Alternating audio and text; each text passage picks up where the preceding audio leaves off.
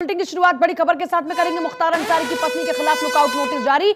मऊ में lookout notice जारी किया गया। अफशा अंसारी के खिलाफ लुकआउट नोटिस मऊ पुलिस ने दी है जानकारी।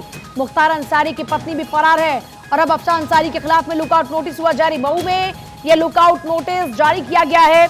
बड़ी खबर इस वक्त आपको बता रहे हैं। देखिए, मुख्तार अंसारी की पत्नी को लेकर यह बड़ी खबर, क्योंकि मुख्तार अंसारी की पत्नी भी इस वक्त फरार है और लुकआउट नोटिस जारी हुआ है। अफशा अंसारी के खिलाफ लुकआउट नोटिस हुआ जारी।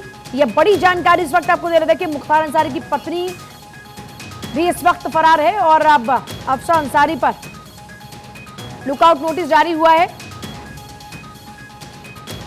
अतीक की पत्नी, अशरफ की पत्नी पहले ही फरार है और अब मुख्तार अंसारी की पत्नी भी फरार।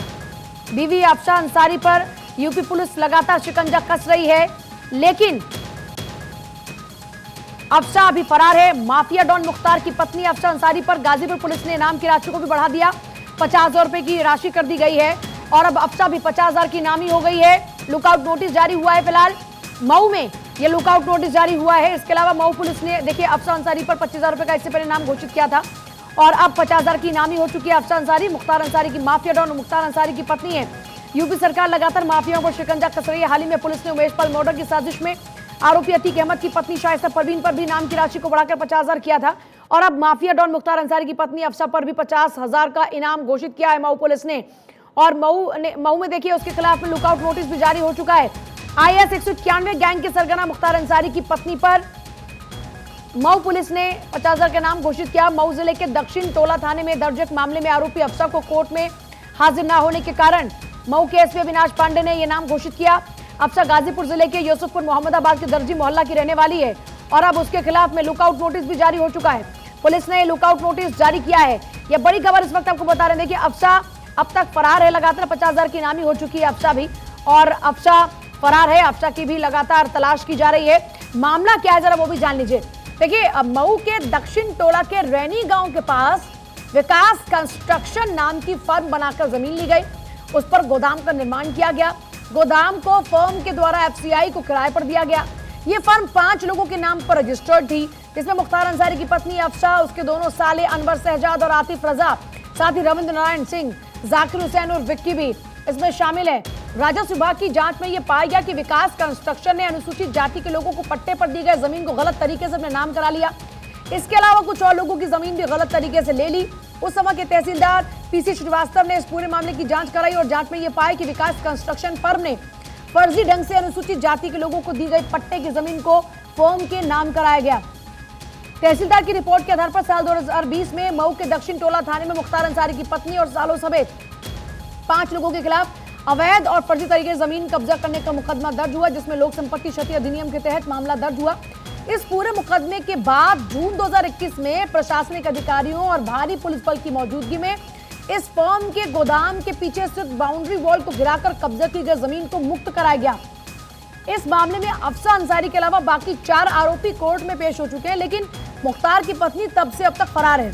बाद में इसी मुकदमे को आधार बनाते हुए 31 जनवरी 2022 को गैंगस्टर एक्ट लगाया गया और इस मुकदमे में दर्ज होने के बाद अफशा लगातार फरार रही। मऊ पुलिस ने कई बार गाजीपुर जिले में उनके आवास पर संभावित ठिकानों पर गिरफ्तारी के लिए दबिश दी, लेकिन सफलता नहीं मिली। अफशा अंसारी है, वो हमारे यहाँ से 2 मामलों में वांछित हैं। एक 2021 में थाना नंदगंज में मुकदमा लिखा गया था, उसमें वांछित हैं, और एक अभी इसी वर्ष लिखा गया है थाना कोतवाली में, जिसमें एक विकास कंस्ट्रक्शन नाम की कंपनी थी, जिसमें इन्होंने अवैध तरीके से डायरेक्टरशिप ली थी और जो उसके मूल डायरेक्टर थे उनको अपने बाहुबल के आधार पे और आपराधिक क्रियाकलापों के आधार पे उन्हें डिस्पोजेस करके और उस विकास कंस्ट्रक्शन के नाम से बहुत सी व्यावसायिक गतिविधियां इनके द्वारा विभिन्न जगह की जा रही हैं। उसी में इनके ऊपर अभियोग पंजीकृत किया गया था, जिसमें ये इस समय 50,000 की इनामी है जनपद गाजीपुर से। 2 मामलों में वांछित है अफशा अंसारी, अब तक फरार है। कोर्ट में पेश नहीं हुए, गैंगस्टर एक्ट लग चुकी है। ज्यादा जानकारी के लिए अवनीश विद्यार्थी का रुख करेंगे और हमारे साथ हमारे यूपी एडिटर हैं। अवनीश, ज्यादा जानकारी इस पूरे मामले को लेकर आपसे चाहेंगे। अफशा अब तक फरार है, अब तो लुकआउट नोटिस भी जारी हो चुका है।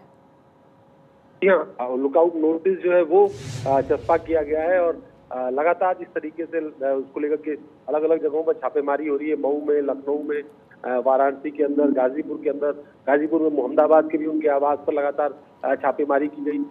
तो लगातार यूपी पुलिस तलाश कर रही है, चाहे मऊ की पुलिस हो, गाजीपुर जनपद की पुलिस हो, लगातार अलग अलग मामलों में अफसा अंसारी की तलाश चल रही है। और खासतौर पर जो विकास कंस्ट्रक्शन का जिसका आपने जिक्र किया, इसके तो कारनामे इतने हैं कि उन कारनामों के चलते मुख्तार अंसारी, अब्बास अंसारी, उसका दूसरा बेटा उमर अंसारी, सभी के सभी जो है वो इस पूरे मामले में फंसते हुए दिखाई पड़ रहे हैं।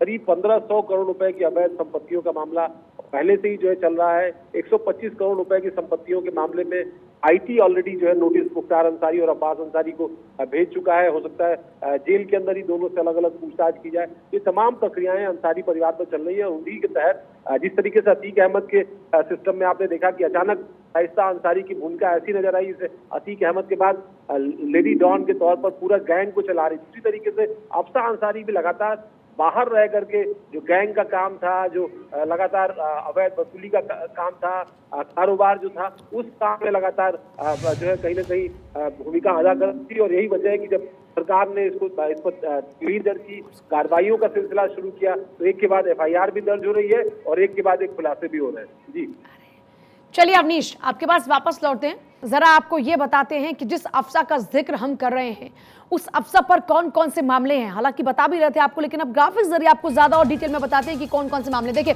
406 की धारा आपराधिक ये मामला हो जाता है। और देखिए 420 किसी से धोखाधड़ी, क्योंकि आरोप ये लगे हैं कि जमीन के लोगों ने गलत तरीके से अपने नाम उस जमीन को करा लिया। 386 डरा धमकाकर वसूली करना, इन धाराओं के तहत मामला दर्ज हुआ है। 506 धारा के तहत मामला दर्ज हुआ है किसी को धमकाने के आरोप। 506 धारा के तहत ये, क्योंकि इसके खिलाफ मुकदमा दर्ज हुआ है अफसा के खिलाफ में, तो ये वो धाराएं हैं जिनके तहत ये अपराधी है। इस पर गैंगस्टर एक्ट भी लग चुका है।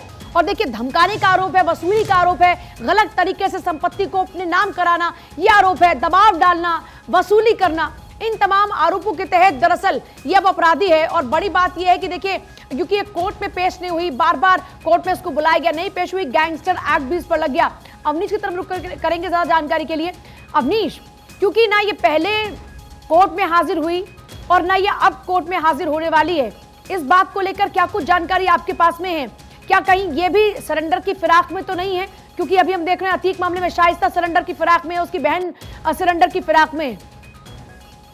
देखिए मामला लगातार जो है गंभीर होते जा रहा है। और जैसे जैसे एक तरफ अतीक अहमद का मामला है, दूसरी तरफ मुख्तार अंसारी का मामला है, सजाओं का सिलसिला शुरू हुआ है। और जो उनके सिंडिकेट में शामिल लोग हैं उन पर भी सरकार ने शिकंजा कसना शुरू किया। मतलब जो उसके मददगार हैं या जिन लोगों ने सफेद पोस्ट लोगों ने उसकी मदद की, जिनके नाते उसकी ब्लैक मनी जो है वो व्हाइट मनी में कन्वर्ट हो पाए, इतना बड़ा आर्थिक साम्राज्य खड़ा किया, कारोबार का इतना बड़ा नेटवर्क खड़ा किया, उन तमाम चीजों पर कार्रवाई हो रही है। जब कार्रवाई हो रही है तो ये सारी चीजें निकल के आ रही है, कैसे कंपनियों को हड़पा गया, कैसे जमीनों को हड़पा गया, कैसे बड़ी बड़ी संपत्तियों पर कब्जा जमाया गया और उन संपत्तियों को अफसा के नाम किया गया, ये दोनों बेटों अब्बास अंसारी या उमर के नाम किया गया। मुख्तार अंसारी ने तो अपने पिता के नाम पर भी, माँ के नाम पर भी संपत्तियां जो है वो कर रखी थी। जिन मामलों में जब्तीकरण की कार्रवाई लखनऊ के अंदर की संपत्ति के अंदर हुई, कुछ और जगहों की संपत्ति के अंदर हुई। और अब तो मुश्किल मुख्तार अंसारी के लिए सबसे बड़ी है कि उसके भाई अफजाल अंसारी, जिसको अभी अगर 29 तारीख को गैंगस्टर कोर्ट सजा सुनाती है तो उसकी लोकसभा की सदस्यता चली जाएगी।